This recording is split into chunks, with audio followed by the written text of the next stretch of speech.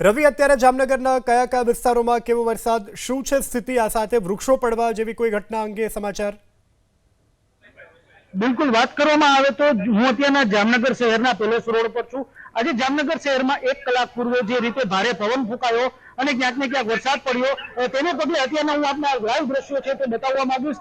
જામનગર શહેરના આ palace road છે ને આ પેલેસ રોડ ઉપર જે ગાડીઓ પાર્ક કરવામાં આવી તો ગાડીઓ પર જૂના પ્રતિક વૃક્ષો છે ત્યાં બંને ગાડીઓ પર પડતા અત્યારના અહીંયા ફાયર વિભાગની ટીમ છે તે આવી પહોંચી છે। સાથે જ પૂર્વ સ્ટેન્ડિંગ કમિટી ચેરમેન છે તેઓ પણ અહીંયા પહોંચ્યા છે। અત્યારના આ જે વૃક્ષ છે તેને દૂર કરવાની કામગીરી છે તે હાથ ધરવામાં આવી રહી છે। સાથે સાથે જ અહીંયા સ્થાનિક લોકો છે તે પણ ક્યાંક ને ક્યાંક એકઠા થયા છે। વાત કરવામાં આવે તો અહીંયા ફાયર વિભાગની ટીમ છે, લાઇટ વિભાગની ટીમ છે, પીજીવીસીએલની ટીમ છે તે પણ અત્યારના પેલેસ રોડ છે ત્યાં આવી પહોંચી છે। અને જે રીતે વાત કરવામાં આવે તો અત્યારના આપ દ્રશ્યો જોઈ શકો છો, આ જે રીતે આ બે વાહનો છે તેની પર આ વૃક્ષ પડતા અત્યારના ફાયર વિભાગની ટીમ છે તે પણ અહીંયા આવી પહોંચી છે। આપણી સાથે સાથે વાત કરશું। નીરજભાઈ, અહીંયા કેવી રીતે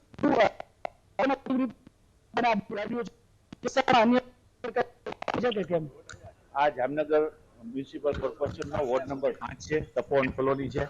તેની અંદર ખૂબ જ એકદમ વાવાઝોડા જેવું પરિસ્થિતિ જામનગર શહેરમાં જોવા મળે છે અને આ વાવાઝોડાની પરિસ્થિતિના હિસાબે જે તપોવન કોલોનીનો જે આ એક મોટું ઝાડ છે જે ધરાશાયી થવાના હિસાબે સદનસીબે કોઈ જાનહાની નથી થયેલ, પરંતુ બે ગાડી છે જેની અંદર દબાઈ ગઈ છે અને એ ગાડી દબાવવાના હિસાબે અહીંયા જે આવવા જવાનો રસ્તો છે તે પણ બંધ થઈ ગયો હતો। વિસ્તારના લોકોનો મને ફોન આવી હતી, તરત જ પીજીવીસીએલના અધિકારીઓ, પીજીવીસીએલની ટીમ, જામનગર મહાનગરપાલિકાની ફાયર બ્રિગેડના તમામ કર્મચારી આવી અને તાત્કાલિક આ કામગીરી ચાલુ કરેલ છે અને અત્યારે હાલમાં આ કામગીરી ચાલુ છે।